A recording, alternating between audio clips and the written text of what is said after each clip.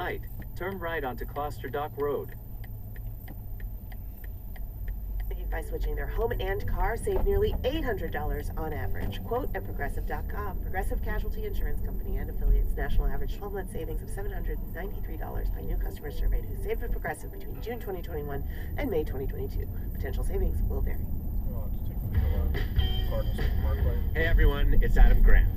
Welcome to Rethinking, my podcast on the science of what makes. Turn left onto DeRee Avenue, then turn right onto High Street. I'm an organizational psychologist, and I'm taking you inside the minds of fascinating people to explore how they think and what we should all rethink. This season, at the light, turn right onto High Street. How to know when you've succeeded. When I see some of these athletes heading into their retirement years, deciding to retire, I literally say out loud, good for you, because I know the struggle that an athlete goes through at the end of their career. Find and follow Rethinking with Adam Grant wherever you're listening. There's a story of mine that I've told about 1 million different times, and it goes a little something like this. When I was 10, my family and I packed up our entire lives into large suitcases and dragged them across the Pacific to a foreign in my grade. And I got teased for my broken English, Asian features, funny-smelling ethnic lunches. The racism was a real doozy, but don't feel bad. Through the magical healing powers of extracurricular activities and pure perseverance, I stand before you today a new woman, healthy, healed, and extremely employable. You wouldn't even be able to tell from just looking at me that I was once the weird little immigrant girl who begged her mom to pack PB&J sandwiches so she wouldn't have to eat lunch alone in the bathroom. This is a story that I've told in academic essays, job interviews, and even in the very application that got me into this fine university. It's also a story that, despite all of its truth, I've come to hate. Now, this is a story that I don't have copyright claim over. It's one that continues to be regurgitated by immigrant kids all across the country to be served on a silver platter to prestigious universities who chew these stories and spit out acceptance letters. Because everybody has a story like that. The content of the story Nobody may really pays change. attention to them that Instead much of a anymore. difficult immigration experience, it might be the death of a loved one, a chronic illness, or a racist encounter. But what remains constant is the moral. A bad thing happened to me, but it made me a good person. This is part of the larger phenomenon that I'm here to talk about today. The overwhelming pressure being put on high school students to write about their deepest traumas in their college applications, with the hopes that they seem resilient and interesting enough to be given a spot. I believe that these are not only bad metrics by which to evaluate applicants, but also incredibly harmful to the storyteller themselves, and risks reinforcing existing inequities in higher education. There's also pressure that's being amplified by admissions counselors themselves, who play a huge role in influencing what applicants decide to write about. Take, for example, this tip from the MIT admissions blog, where the author compares 2 different introductions for a potential essay. The first one reads, "I'm honored to apply for the Master of Library Science program at the University of Okoboji. For as long as I can remember, I've had a love affair with books. Since I was 11, I've wanted to be a librarian." The second introduction reads, "When I was 11, my great-aunt Gretchen passed away and left me something that changed my life, a library of about 5,000 books. Some of my best days were spent arranging and reading her books. Since then, I've wanted to become a librarian." The author notes that the second introduction is much more striking and leaves a much better impression. Consider another tip from collegeessayguide.com, where he advises students to get personal. He says, weirdly, including painful memories and what you learn from them usually helps a personal statement meet the goals of a college application essay. You come off as humble, accessible, likable, and mature.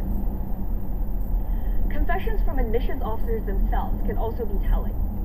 Aya Waller-May, a former admissions officer from Georgetown University, said in a Forbes article that, "Within months on the job, I saw how the personal statements of Black and other racially minoritized students differed from those of white applicants. Black students highlighted resilience through stories of survival, while their counterparts wrote casual essays about service abroad and sporting championships. Black students shared their pain, white students shared their passion. Now, lastly, and perhaps the least reliable source, is my own life. I remember feeling this way when I was applying to universities. Like I had no other choice, no other experiences worthy of mentioning, and no other merit beyond the fact that I had thrived despite what I had gone through.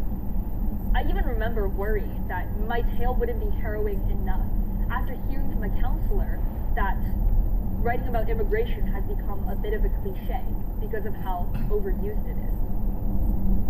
So, what's the university's role in all of this? And why are these stories even harmful to begin with? Well, I believe that using your college application essay to discuss your trauma actually doesn't help you process it. There are a couple different reasons why. First, writing about a difficult experience is, as you may have guessed, difficult. Not only do you have to relive the event itself, but you also have to actively suppress any negative emotions that arise during the process. That kind of emotional labor can be taxing for anybody, but perhaps especially so for these young applicants who haven't had enough time on this world to process the terrible things that have happened to them. For that space to be one in which they're confessing to a faceless stranger who gets to make the most consequential decision of their adolescent life imposes an incredibly heavy psychological burden. I mean, imagine if you walked into your therapy appointment and your therapist tells you that they're not going to respond to anything you tell them except with a rejection or acceptance email sent months later. And also that whatever you tell them would determine the trajectory of your entire academic and professional career. Hard to imagine that being therapeutic. Secondly, the trauma essay makes one assumption that is extremely problematic. It's not always a learning opportunity through which you can gain more confidence or develop better time management skills. Sometimes it's just a sucky thing that really sucks. And asking students to prove how they turn their pain into progress ignores this truth and falls prey to the toxic positivity narrative that everything happens for a reason, ignoring the very valid resentment and anger that many victims still feel. Lastly, the things we write aren't just informed by our experiences. They shape how we view those experiences as well. And if we're writing about our trauma to prove to our admissions officer that we're worthy of a decent education, then it becomes necessary. Speed check reported ahead on Washington Avenue. Our pain. They must To use like make a it central marketable database and with like this stuff strategic. then. To scrub away Oh, all okay. the stuff. In half a mile, turn left onto Washington Avenue. All that's left is what will fit into the narrow margins of what is palatable. And this is what I see as being the fundamental contradiction at the heart of the trauma essay. It seems to give the writer free rein of vulnerability, but actually leaves them very little room to be vulnerable. Your story has to be just sad enough that it gains sympathy, but not so sad. Go past this light, then at the next one, turn left. Makes you see beyond help. Just critical enough to inspire change, but not At the so light, turn left onto Washington Avenue. It actually criticizes systemic structures. Just honest enough to seem real, but not so unfiltered that it creates discomfort. The protagonist also overcomes whatever struggle they're facing by the end of the 500-word count, instilling the reader with a sense of optimism that despite our deeply unequal society, it is possible to rise through the ranks and overcome all the isms. This, of course, is not the reality of our world today. And for Hey, would you like a sneak peek into the future of wellness? We talk about longevity and anti-aging quite a bit on this show, and on this episode I bring on two experts, super smart experts, who share their ideas about the future of medicine and how it's going to be personalized, how it's going to be predictive and rich from your own data, be that your hormones, your blood tests, your microbiome, your proteins, and other data from your own body. Plus, We also discuss how the complete information on your health is going to be available in the palm of your hands. Stay tuned for a really exciting episode.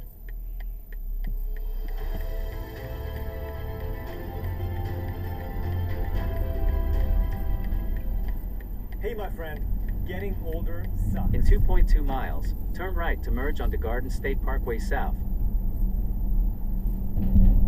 The big question is this: how do you stay young for as long as possible and have beautiful skin and hair, all-day energy, create a healthy body, and keep your mind sharp so you can feel confident and live your best life for much longer? On this podcast, I interview the world's top experts in health, anti-aging, longevity, and get them to share their secrets. Join me on this journey to bring you easy and practical tips that you can use to look and feel young for a long time. I am your host, Faraz Khan. Welcome to the Anti-Aging Hacks podcast. Are you looking to get thicker, fuller, and stronger hair naturally without using any hormones or drugs? After years of painstaking research, we've created a 100% natural hair wellness system called Fully Vital. I've been using it to keep my hair thick and healthy. See how it works and how you can use it to get thicker and healthier hair as well at fullyvital.com and use code ANTIAGINGHACKS for 15% off your purchase. Hello, my friend, and welcome back to the Anti-Aging Hacks podcast. Today I have not one, but two very credentialed guests. The first one is Dr. Leroy Hood, who's developed the DNA sequencing technology that made possible the Human Genome Project and is the co-founder of the Institute for Systems Biology. He's a pioneer in the fields of systems biology, proteomics, and P4 medicine. He has won the Kyoto Prize, the Lasker Award, the Heinz Award, and the National Medal of Science. Dr. Leroy Hood co-founded the Institute for Systems Biology in 2000, served as its president from 2000 to 2017, and now serves as Emeritus Science Advisor. Nathan Price, who's the second guest, is the Chief Science Officer of Thorne Health Tech and professor at the Institute of Systems Biology. In 2019, he was selected by the National Academy of Medicine as one of the 10 emerging leaders in health and medicine. He received the Grace A. Goldsmith Award for his work on scientific wellness and has co-authored over 200 peer-reviewed scientific publications. With that said, Lee and Nathan, welcome to the Anti-Aging Hacks podcast. Great, thanks for us. Great to be here. Like I was saying earlier, I think you two might be the most credentialed guests I've had on the podcast, so I'm super honored to be asking you a lot of questions. In 1 mile, turn right to merge onto Garden State Parkway South. So in that sense, please go back and tell us how you got into health and wellness and what do you do now? So I'll start.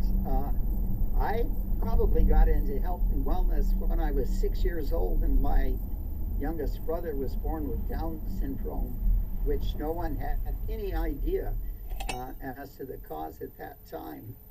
And I was intrigued by the complexity of this whole process, apparently, and where we needed to go next. And that led to a career as an undergraduate at Caltech, an MD at Johns Hopkins. And then later I went back and got a PhD at Caltech and went on and was a faculty member there for 22 years.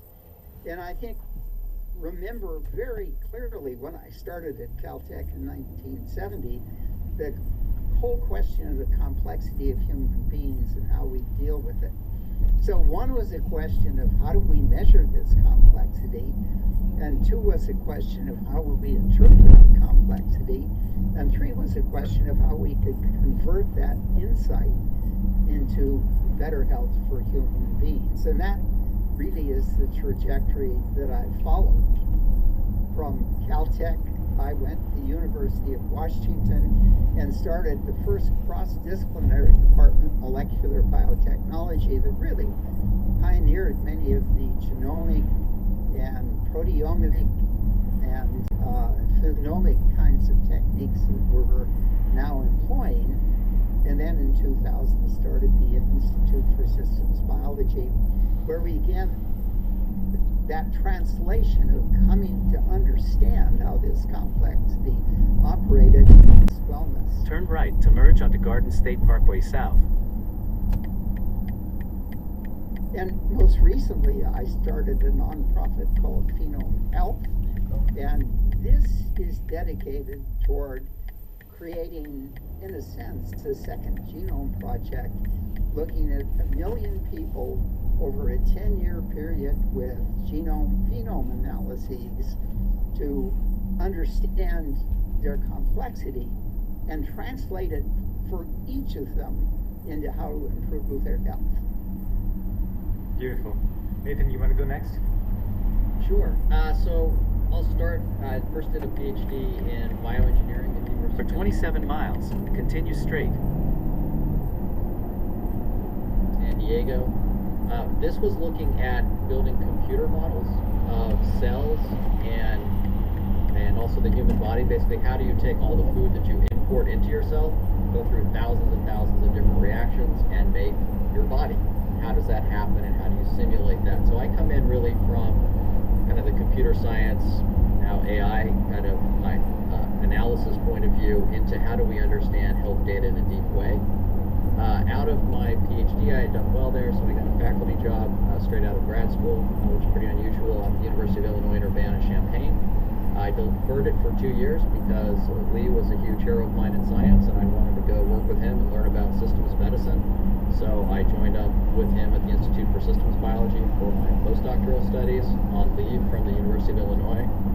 I then went back to university, was there for 4 years, and Lee and I had stayed close contact during that period. He had just gotten this $100 million grant from the government of Luxembourg, which is quite a story, which we could get into, and that was enabling for me to move back to ISB.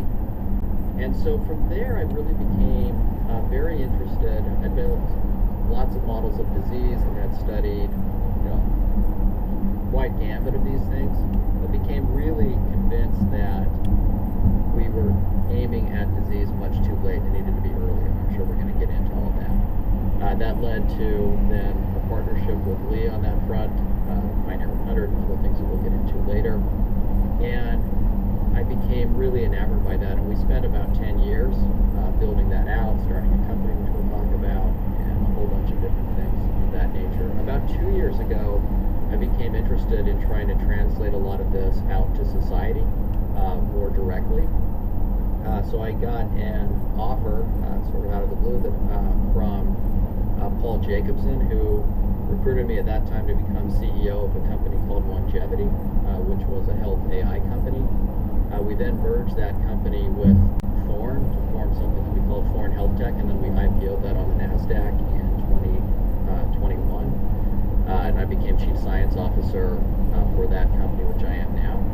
And what that's really about is trying to take this vision for scientific wellness that Lee and I are talking about, that's the focus of the book, and get that out to people. So Thorne currently has about 5 million customers, 46,000 physicians, healthcare professionals that we work with. And so basically what this is trying to take a lot of what we'll talk about in the science in the book and make it easily and vastly accessible to people on a daily basis. Wow, yeah, there's a lot we can get into there, and we will quite a few of these things. But first I want to start off with something that you describe in the book many, many times, which is the systems approach to health and wellness and longevity. So why are you two such a fan of it, and how did it come about? So I started thinking about systems approaches to biology in the late 80s, and actually put a few grants into NSF and never ever got any funded. And in fact, when we started the Institute in 2000, I remember a good friend of mine at MIT saying this systems biology is all hype. And of course, it's turned out to be anything but. But this systems approach really is about how do we deal with this complexity, and at its heart, the answer is we deal with it by generating an enormous amount of data on individuals. And we generate data that deals with the brain in itself, with the body in itself, with the gut and itself.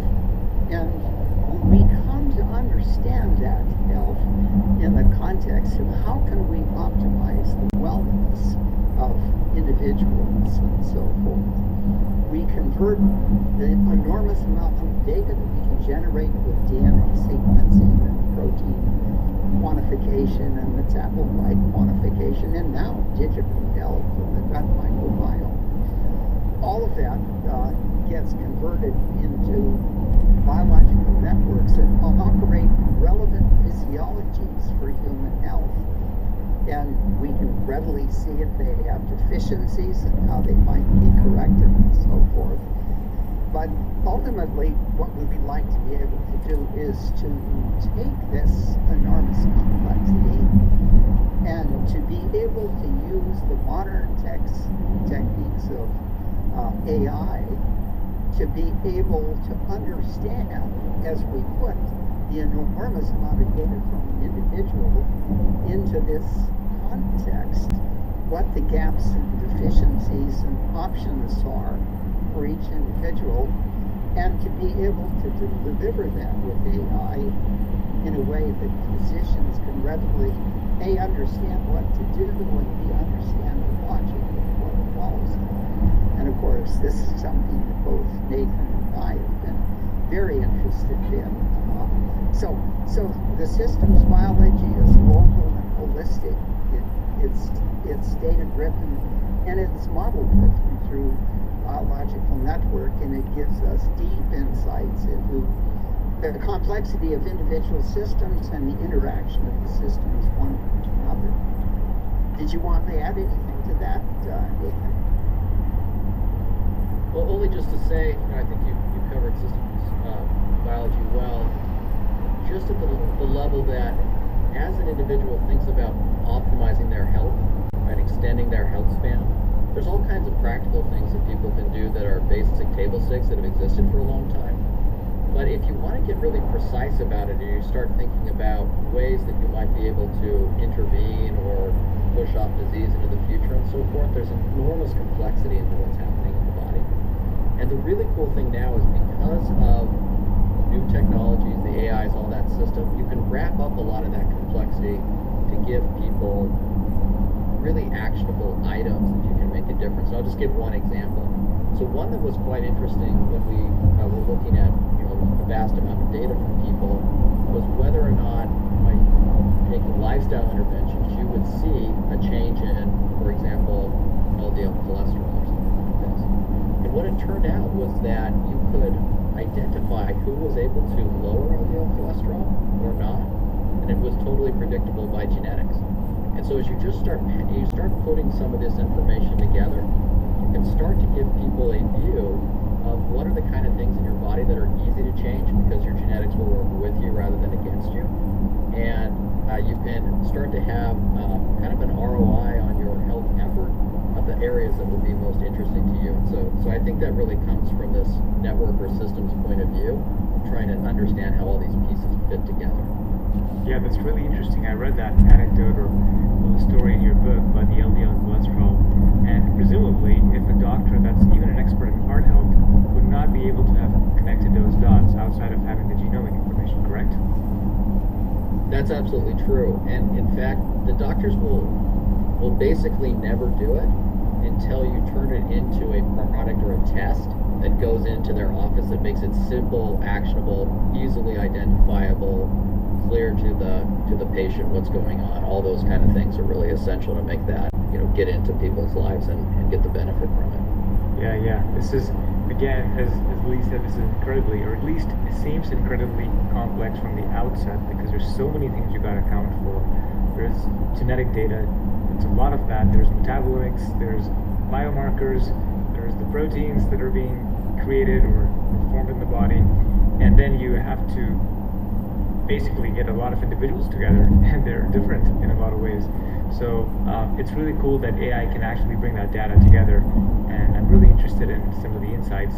But before we go there, you've included a diagram in your book that talks about the periods of wellness that people have, and then there's a transition period, then we go to disease states, and then death. But now there's a new model of where you envision the future to be, which is wellness and transition, back to wellness, transition. So please talk about what you mean by that model and how that would manifest itself in somebody's life. Well, I can start again. the idea is, what do you mean by health? And we would argue health is really three different things. You start life usually well, so that means one dimension of health is wellness. But all of us reach a point where we transition from wellness to disease. And what is exciting by data-driven health is we can actually measure these transitions often in years before the clinical disease comes up. And then, of course, the third thing is disease that progresses to a course of action, either reversing it itself and taking you back to wellness, most commonly, or occasionally, obviously, leading to death. But the really important point is, wellness is really a continuum, and we would argue that the average person probably has 20%, 30% of their wellness potential, and we can expand that far beyond what it is now with actionable possibilities that come from this data-driven approach. So one of the critical questions is, how much energy do you want to put into being healthy? And where this really counts is what happens at the end of your life, because the healthier you are as you go along, the better off you're going to be as you move into your 90s and hundreds if you're fortunate. The second thing is, because we can look at most chronic diseases and see the transition early, we then have the option of reversing those diseases at that early stage before it ever gets clinically manifest. And the early stage is simpler, so the therapies we'll use will be orders of magnitude simpler than what we have to use for frank cancer or frank heart failure or those kinds of things. And of course, the third thing is, with the data-driven approach, we can deal with disease, and it's called precision population disease, more effectively. But our enormous preference is to think in terms largely of wellness and prevention, and in the future we'll be increasingly avoiding chronic diseases. So, Nathan, did you want to throw a few more comments into that? Sure. So it is a very different model, and it requires a pretty big upheaval of the way we think about medicine and even the way that we think about medical science. So because we intervene typically late stage, and you remember we get into this notion of typically a single drug given for a condition after there's serious symptoms that you have to stay on for a long period of time. And the truth is that approach has not worked terribly well for chronic disease. And as Lee mentioned, as you get further and further along in chronic disease, it's more and more complicated, and it's harder and harder to reverse. So what you actually want is to dive into that very earliest stage and do reversal. Some of these things are very familiar to people. If you think about diabetes, right? Late stage interventions for diabetes are grotesque. You lose the pain. Foot amputations are up something like 30% in the United States over the last few years. Like, it's terrible. Early stage interventions for diabetes are eat less sugar, eat more fiber in your diet, simple kinds of things. And you can get very precise on some of those edges as well. And so one of the things that is really important here then is, even from the very earliest research stage, if you're thinking about all the studies, and there's billions and billions of dollars spent on late stage case control studies. If you go in there with these big omics data types or this modern technology, you see hundreds, thousands, tens of thousands of differences or things that you're having to suss through that include the cause of the disease, downstream consequences, and responses, proper responses of the body trying to recover from those issues. They're all mixed together. If you look early, and we've done this with genetics, if you look at people that have high to low risk for example, coronary artery disease, with all the proteins we looked at, there's only one that was correlated with that genetic risk, and it's PCSK9, which of course turned into the biggest blockbuster drug of the last 10 years on that topic. And there's many of these cases. So by focusing early, you get these much simpler, much more likely to be causal signals, and you can reorient the interventions to be much safer, much smaller, to deal with those things before you have this whole cascade of problems that it's almost impossible to reverse. So that it's really a big issue. Yeah, I love that. And another statistic that I learned from your book, which shocked me basically to my core, was how or lack of effectiveness of a lot of pharmaceuticals in treating some of these late stage diseases. And the numbers that were in the book were 1 in 4, or these drugs might work in 1 in 4 people, or 1 in 24, which is about 4%. That seems crazy because the FDA has they do two things, right? They make sure it's safe and they make sure it's efficacious. So are they missing the second pillar of this? Or like, how are these drugs not working in so many people? You want to take that first, In Gerald? 10 miles, take exit 138 onto County Route 509 toward Kenilworth. Speed check reported ahead on Garden State Parkway South. I'll take that one first. So it's a really important point, and so if you sum that all together, you know, the top 10 selling drugs in the United States work for about 10% of people, and that comes out of a Nature paper, an analysis that Nick Shork at UCSD did a few years ago. And so what people miss for what's in there is it's not that the FDA didn't do their job. The FDA did their job and there's efficacy, but just imagine for the moment you have a drug that is 50% better than standard of care, or let's say it's 50% better. But what that might mean is that of 1,000 people, usually you get you have 3 incidents that are bad, and now you have 2. So the numbers are a little bit, so you have to get your mind wrapped around that. So it says it's 50% better. You went from, instead of 2, you have, instead of 3, you had 2. So, it's much improved. But in absolute terms, most of the people on that drug didn't actually experience a benefit. This is known as number needed to treat in medicine. And, we don't want to just, throw shade at that or anything. It's a very hard problem. But the issue with precision, and this is what precision medicine is about, and when we talk about scientific wellness, that's in essence similar to those concepts of precision medicine, but much earlier, like looking at precision health or scientific wellness. And so basically the idea here is, how do we get the drugs to the people who actually need them? And if you intervene earlier, the other thing is you can use much safer interventions than a lot of drugs are.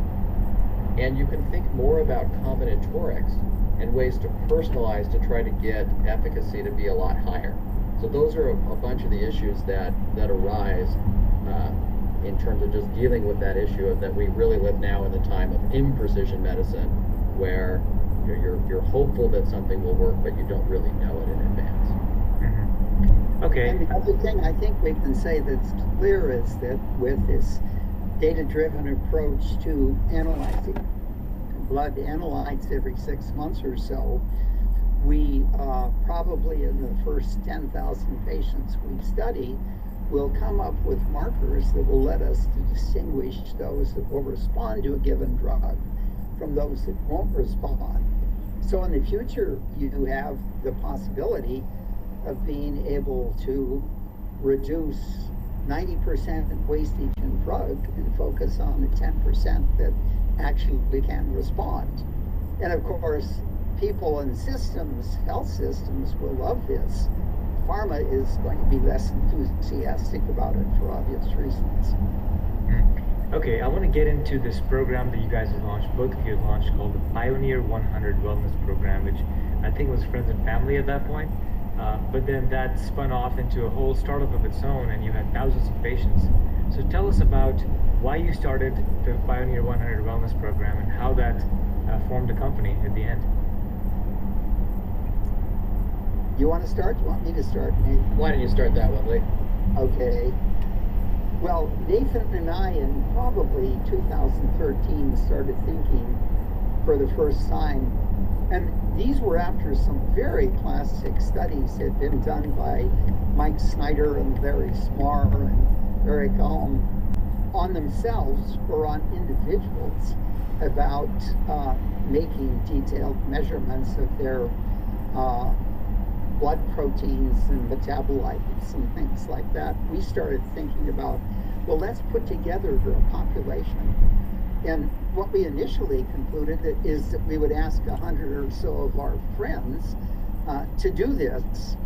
And an interesting story is, I remember in early 2014 going to NIH and talking with one of the leaders there at NIH about this wellness program, and just asked him whether we could hope to get funding from NIH, and he said quite strongly, no, NIH is interested only in disease. We don't deal with wellness.